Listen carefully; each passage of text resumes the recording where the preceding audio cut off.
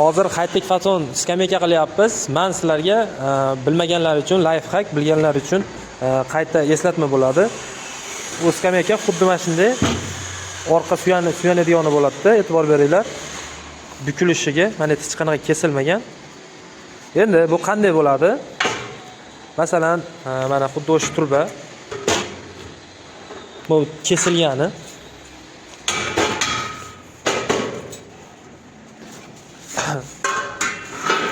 Olasiz. Bitta razmerda o'sha nimaga moslab to'g'rilab olasiz-da. O'lchaysiz tengligini. Teng qilib o'lchaganingizdan keyin bu razmer chiqadi. Mana shuncha ketish kerak. Markerda belgilaysiz. Mana shu ora ketish kerak deb belgilandi.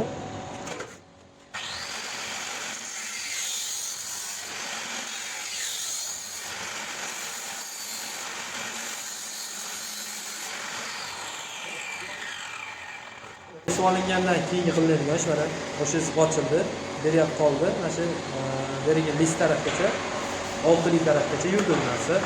Keyin nima qilamiz? Kesilgan joyda e'tibor beringlar. O'rtasiga, ikkita kesilgan o'rtasidagi detalga uramiz.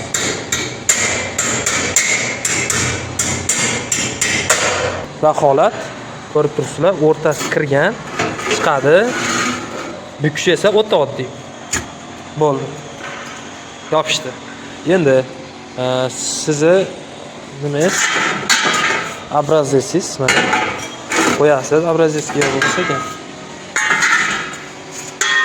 Mana. Qo'yasiz, bitta bossangiz, mana. Egilish darajasi bir xil. Varid qilib qo'yaverasiz. Nimaga men bu videoni olyapman? Men o'zim boshida bitta kesdim, yonidan yana bitta kesdim, yana bitta qilib, bittasiga уже 10 minut vaqtim ketib qoldi. Keyin o'shdan qilib ko'raychi deb ko'rdim, o'xshadi. Shuning uchun sizlarga life hack sifatida aytib o'tyapman. Sizlar bilan quvvali bola bo'ldi, Abdurahmon G'ofurov. Hozir high-tech fason stol qilyapmiz. Bitish jarayonini sekin-sekin video qilib ketyapman. Oxirida chiroyli video qilib chiqaraman.